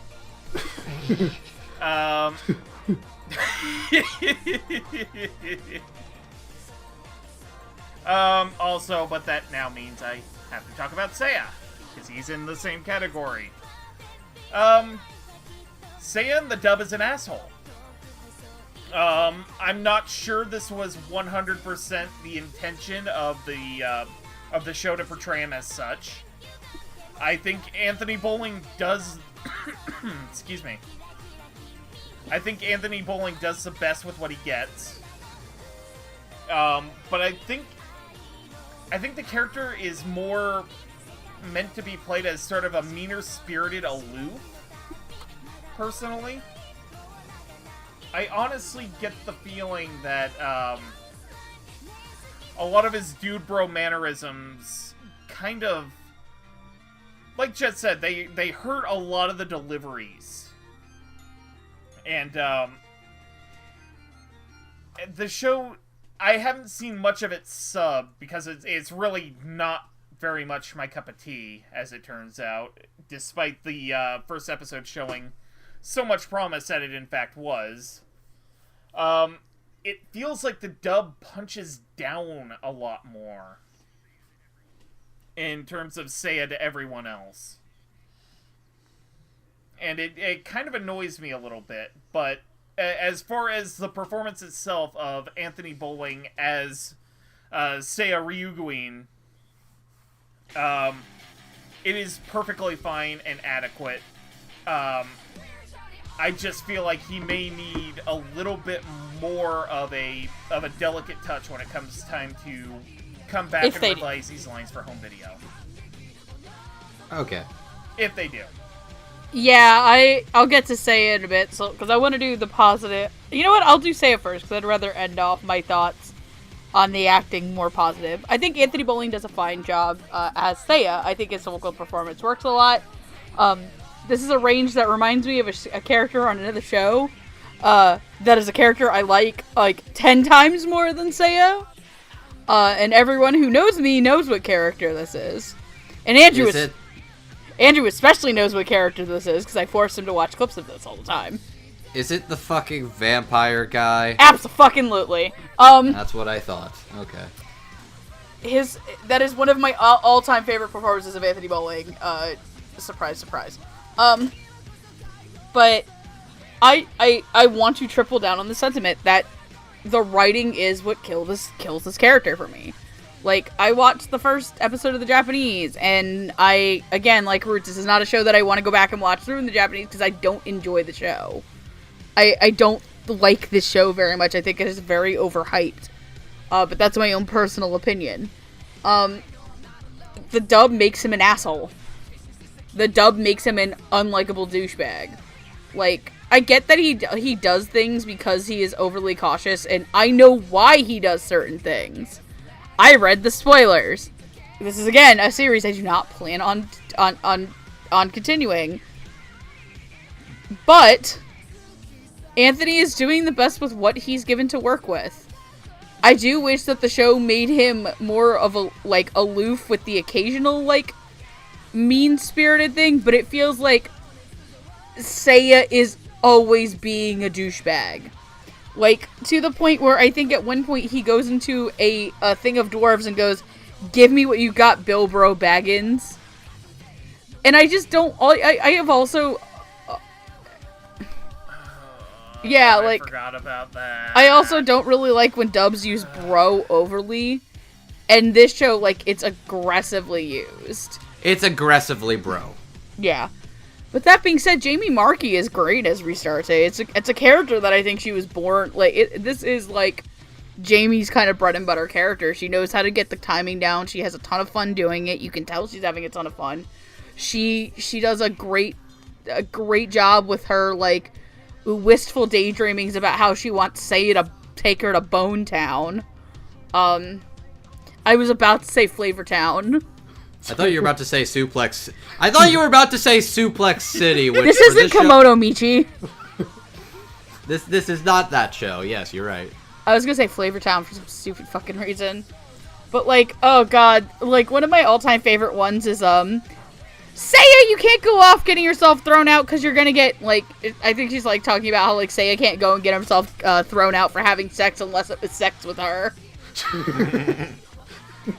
Which is, like, this is something I do actually appreciate. I love the fact that Ristarte is unabashedly horny. Yeah. You don't get a lot of female heroic characters that are unabashedly horny, without them being, like, a psychopath. Like, hi, Kakigurui. Like, I appreciate that Ristarte would 100% be the girl who would buy a picture of Hooters Gallo that says, do you want the breast or the thighs? That is some great art, by the way. That is something that I own, everybody. Like, Ristarte is the girl. Like, I love that she is unabashedly horny. And I think that she is unabashedly horny, but still has a good heart. Like, and I think Jamie really does capture that. She's funny when she needs to, but, like, Ristarte, to me, is what's good about the show as opposed to Seiya, where, like, she gets a lot of funny quips, but they don't come at the expense of her entire character, like, feeling like it's being forced into something it's not. And I think Jamie works that fine line very well. So with that being said, I'm good, and Andrew can go. Alright, so I will say that, honestly, even with some of the dub changes, I think Seiya in general is an asshole. He may be quiet, but he's very much just very rude and neurotic and weird.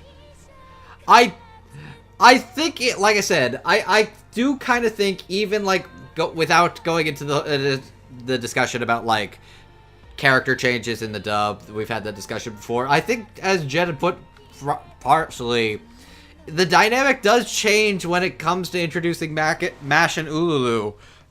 And because it just feels like very much the power dynamic of the comedy feels unbalanced, even though I do get very entertained by him calling him mashed potato. Mm-hmm. I don't know, just something about calling him mashed potato. Cause and then he turns around and starts calling him tater tot. You know what? Yeah, I like that. That's not even like that mean. That's just like a little quip. Yeah. Like, that's just a quip. But then it's just like, oh, your baggage. It's like, oh, okay. Mm-hmm. Like, and that's an issue for just the show in general. But that being said, I think Anthony Bowling actually is pretty damn funny at some of his stoic, harsh delivery of lines. And actually has made me, like, laugh a couple of times from some of his quips. Because he's got very good direction. Some of the material he gets is pretty funny. Some of the material is not so great. It's kind of a 50-50 mixed bag. But I do genuinely think Anthony Bowling does a great job doing some of the funny stuff with Seiya. But I think Seiya is a little bit too harsh for me at times. And I will admit, I'm not as into some of the bro stuff of his dialogue. However, Jamie as Ristarte, Jamie as Rista, she's fucking hilarious. It really has been a while since I've heard Jamie do this kind of character. You could tell she's so fucking good at playing this snarky, horny, crazy, unabashedly batshit goddess lady. And she's really funny. She's got some great lines too. And I also love, like, there's this line where I actually really like that sequence where she grows wings to try and keep up with Seiya, and they keep getting bigger and bigger. By the end, they're just molted, like, chicken wings. And I'm like, okay, that's pretty funny. And I love how she says, I'll get you and your little abs too. I'm like, okay. When she's looking in the mirror and she's like, my, who's that sexy little vixen? It's like, yeah, I can see Ristarte doing that. And another one I'll say, Seiya, I'll make you 1 billion snacks if you keep looking like one. Okay, that is such a great line. That actually was a really good line. Yes, I really like that. There's, like, here's the thing. Not everything in the show, not everything in the dub lands. Some of them miss pretty badly. But I want to give props and praise to the ones that do in fact land, because there's some genuine like gut busters in there too. But yeah, I think they're almost all from Ristarte. Shit, you're right. Yeah, you're right. A lot of it is Ristarte. Rista is just genuinely very funny and charming, and she balances well off of the other characters. Like, she can be harsh and rude, but she also knows when to tone it down. She also does a very good job being mom to Mash and Ululu, just being like, "Come along, sweetie, don't look there. Just let's go. Bye." But yeah, no. Rista is funny. Jamie has fantastic delivery and gets some of the show's best material. It's just genuinely a bummer that, like, the premise of a cautious hero who's kind of a paranoid weirdo is pretty good. And Seiya gets to be funny sometimes, and I genuinely think he's pretty entertaining at times, but yeah, the show does not balance the power dynamic comedy well, and it sometimes goes a little too much. Even with some of the, I feel like looking back, had it maybe just been these two, it might have worked better. But I don't know. I think you're right. Like, when you throw multiple other people who aren't quite, like I said, it's the Konosuba thing where it's like there's balance. Like, here's the thing: Rista's an all-powerful, undying goddess. She can take a few hits. The fucking adorable mashed potato kid and the candy magical girl dragon kids, like, they didn't do anything wrong. All they are is they want to help. Yeah. But yeah, no. Even then, Anthony Bowling does a good job with Seiya. I just wish Seiya was less of an asshole. Like, I'll say this. Some of that is on the dub. Some of that is just the nature of the show itself. But Jamie as Rista, oh, she's so goddamn funny and is delightful to listen to her pull her comedic chops and show her what she's got again. And with that, I think we can move on to final thoughts. Jet. Okay, so Conscious Hero was a show that I was initially very enthusiastic about when I watched the first episode.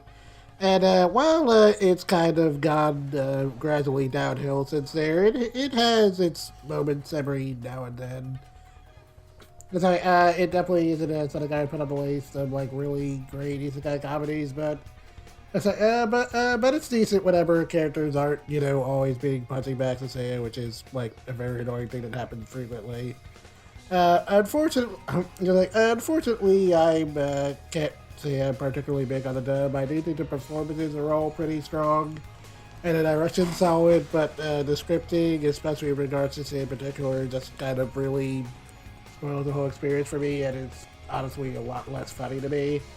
So while I don't know if I would honestly recommend this show, period, because again, it has kind of gradually gone downhill. If I were to recommend it, I would say in this instance, you might actually be better off with the soundtrack. But, yeah. Alrighty, Roots. Yeah, so I'm gonna preface this that this probably isn't a show I can recommend, like, at all. Like, either version.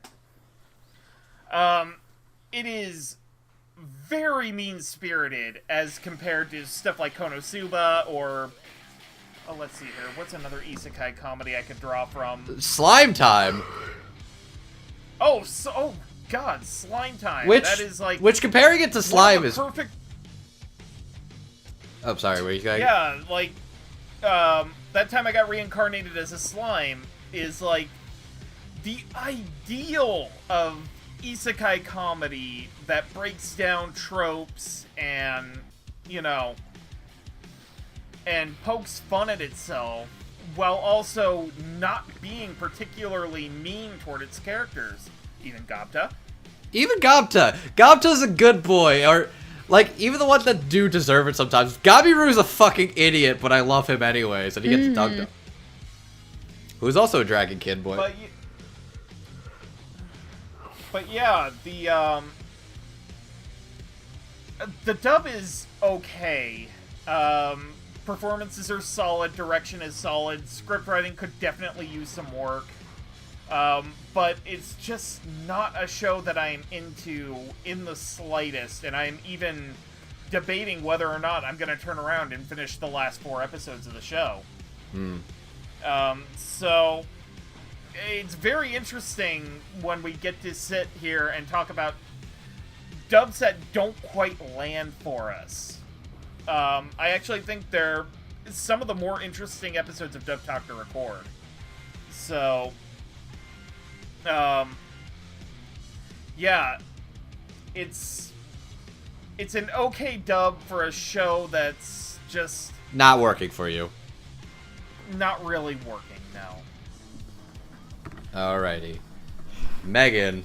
Yeah, I'm gonna echo the same sentiment that, like, I don't like the show very much. I think that this was a show that I thought would be a lot more better, and I just didn't end up liking the show. I was just kind of bored by a lot of it, or just be like, okay, this is just really mean-spirited. And I say this as somebody who likes a lot of, like, darker and edgy stuff. I think the dub is, like, just okay. I think the writing is what kind of holds it back. I really do wish that it was maybe not, like, super faithful, but, like, a little bit more faithful than it is. A little more restrained, basically. Just a little bit more restraint, guys. Like, Yeah. Like, this isn't a wacky, like, there are, like, some actual, like, legitimately dramatic things in this show. Like, hello, there's a part where, like, literally you see someone's head get cut off, and the demon goes, aren't the red fountains that the humans make, like, so great? And, like, the reverse fireworks scene, where they just drop a bunch of bodies and you see their mangled corpses, like, I was like, oh yeah, that's the thing that, like, this is a little bit darker than, like, there's some dark moments in the show, and, like, I'm not saying, like, it needs to be an uptight, no fun allowed, but, like, there's a limit to this. Like, this isn't panty and stocking, where you have to go, like, the whole 9 yards with the kitchen sink and stuff. Like, this is not the time and the place. I don't think this, like I said, I was a little bit more impressed by some of Jeremy's other work this year as a director. If you're somebody who really enjoys the dub, like, all the power to you. I do, like I said, I think the vocal work on this is really good. It's just the writing just didn't do anything for me. Alrighty, so I will say that I think this is a pretty decent show. I will admit, as it went on, it lost a little bit of its luster, but I think it's still pretty entertaining. I still enjoyed my time with it for the most part. There's a couple of things that don't land or aren't quite as balanced as I'd like them to be. I'll say I think the dub isn't perfect, but I could still give it a decent recommendation if you like good comedies in English, with a couple of little caveats that sometimes it goes a little bit too much and it's a bit mean-spirited. I genuinely think a couple of the performances are pretty decent, and there's a couple of them that are genuinely hilarious. I think Jamie as Rista is genuinely hilarious, and she gets some of the best material in this show.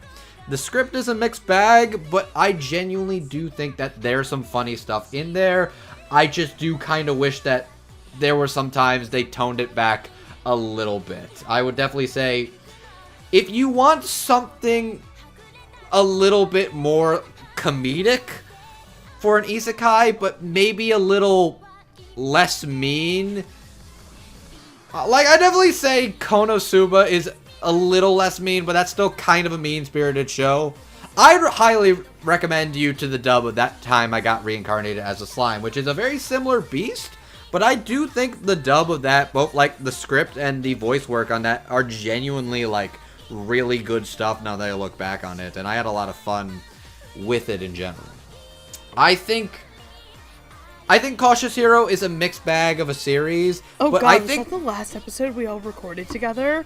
Shit, it might have been. Holy fuck. Jeez. But yeah, it's fascinating that Slime Time was sort of that, but no. I genuinely think I like good... Here's the thing. this is a good track, and I'm not going to say don't watch this, because here's the thing. I really like the goofy comedy isekai stuff. Oh yeah, no, like, I'm not gonna say this is like a bad show, like, you're better off skipping. Like, there are 10,000 times worse that you could be watching IMO. Like, in my there's opinion. so much worse. Like, there is so much worse you could be watching, but, like... Either more boring or more edgy. I don't know, maybe it's just because I'm, like, I guess I'm just a little salty that, like, a lot of people are talking about this, but they're overlooking another show this season that I think is just, like, 10 times fucking better. To be fair, Megan, every anime season. That's just literally what happens to everything I like. That's what happens for every anime series. All the good stuff becomes the niche hits, and all the stuff you're like, oh, that's okay, or oh, that sucks. I'm like, just saying you all fuckers need to watch Stars Align. I am watching Stars Align. I'm not saying, great. I know everybody in this group is, or at least will be, but I'm saying... I'm not yet. I'm waiting for it to end, because it feels like it's gonna be a gut punch. Anyways, hello people who have come to this comedy anime. Go watch the hard drama, but it's really good. Please watch it. Please watch that show. Please watch Or Stars Align. as of like 3 days from now, go watch O Maidens in Your Savage Season. The dub's gonna be out by the time this is up. Oh fuck, that is coming out. It comes out fucking Friday, man! Oh fuck! What am I doing talking about this? We need to... Okay, anyways. So, I would still say... Cautious Hero is a mixed bag, but I think it's worth your time, and it's genuinely funny. I think the people who do work on this, there's good stuff in there. It's just, it's not as evenly balanced as I'd like it to be. But still, if you would like to watch Cautious Hero, you can do so on Funimation Now. Both the sub and dub are available to watch on Funimation Now, where if you would like to sign up, you can sign up for a 14-day free trial, but do remember to cancel your subscription after the fact if you do not wish to continue your trial. As for us, we are the Dub Talk Podcast. You can find us over on YouTube at Dub Talk Podcast. You can also find us on Twitter more often than not. We also do have what are the other things we have? Patreon. Yes, I was gonna say like other social medias, Also but Twitch. Twitch. We do have a Twitch. That was the other one. But we do have a Ko-fi, where if you'd like to give us a little bit of a tip and give us a good coffee, you can give us a Ko-fi. Or you can go to our Patreon and support us long term. Like these beautiful people. Crimson Echidna, Michelle Travis, Nico Robin Wet with Yowie Hands, Carly Lesticow, Jacob Wilson, J2 aka Jared, Marco Bermudez, Marissa Lenti, and We Be. You beautiful people who have supported us through and through, thick and thin, thank you so very much. We also have an RSS feed where, if you would like to download audio versions of these episodes, you can do so over on our RSS feed at Podbean, where you can download and take us on to go, in case you want to have a very long car ride and hear us make jokes about fucking Hess trucks going inside of somebody's butt. You can take us in a car ride with you. I'm done. One more for the road. Okay. And with that, before we go, please tell us about yourself, you beautiful people. Jet. I'm Jet. You can find me on Twitter at DivineNega, where I'll usually just be talking about anime, cartoons, or like whatever. You can also occasionally find me on my blog, Animation Infinity, where I will sometimes write things. I'm currently doing a countdown of my top 25 anime of the decade, so hopefully I see how it's going to do with that. We in top 10 yet? Just started my top 10. We're like 10 days away from Christmas now. Oh boy, I gotta catch up. Yeah, and aside from that, you can also catch me on Podcast O&A with Andrew here, where we usually shoot the breeze and talk about anime news and stuff. Roots? Yep, you can find me on the twitter.com at Roots of Justice, mainly retweet cute animal pics, talk a wide variety of topics when I'm actually on it to use it, but, you know, drop by, have a good time. I have a blog, Roots of Justice Anime Time Show. You know what, I'm just gonna have them put it in the description, because it's it's a fun name, but a long name. I hope to have stuff to put in there soon, because it's been sitting there collecting dust for many years, and I actually want to start writing again. And I am writing reviews, I just don't know where I'm putting them yet. Alrighty. Megan. Hi, I'm Megan. My Twitter is QueenEra2. I shitpost. I also date Roots of Justice. He's the best boy, and he's cute and adorable, and I love him very much. When I'm not making jokes about Andrew taking a Hess truck up the butt, I'm usually posting pictures of my cat and playing Pokemon or Fire Emblem. Also, Stan the Blue Lions. Hell yeah. In case you want to know where her allegiance lie. My name is Andrew. You Take can find me me into your feral arms, Dimitri. Also, do not eat the weeds. Do not eat the weeds. I will eat the weeds. Please do not eat the weeds. My name is Andrew, aka Classy Spartan. You can find me on Twitter at MangaMan9000, and fuck you, I will eat the weeds if I want to. That's not my plug, but as far as what else I do, I am also on Podcast O&A alongside buddy Jet here. I am also a community manager and moderator for the Funimation forums and Discord, and I'm also now a person who works. I've spent the entire year or so working on episodes, kind of being a free agent and kind of looking for jobs, having a lot of availability time. I now work and make money and can support myself again. It's a weird feeling. I almost went a year unemployed. It's weird. I'm doing first episode as a working man with my Grimgar pals. I love you guys. Hey. This was an interesting episode. We had a lot of interesting opinions going on, but also you made me crack and lose my shit over some stupid shit. I love doing this with you. I can't wait to do that fate. I can't wait to do that fate shit with you later. Hey, Andrew. Yes, Megan. Since you admitted to eating weeds, is your new favorite sexual position the lawnmower? Fuck! I actually spit out my drink! Fuck! So, are you a push lawnmower or a ride-on? I'm glad this is a carpet! Oh my god! I actually spit that out! Fuck! Fuck you! I was... Oh my god! It's only 6 more months till fate. This is the ride that never ends. It just goes on and on, my friends. Ugh. I missed you fucks. Good night, everybody. Otaku on, my friends. And remember, if you cross the street, please make sure there's no truck coons coming your way. Good night. Bye.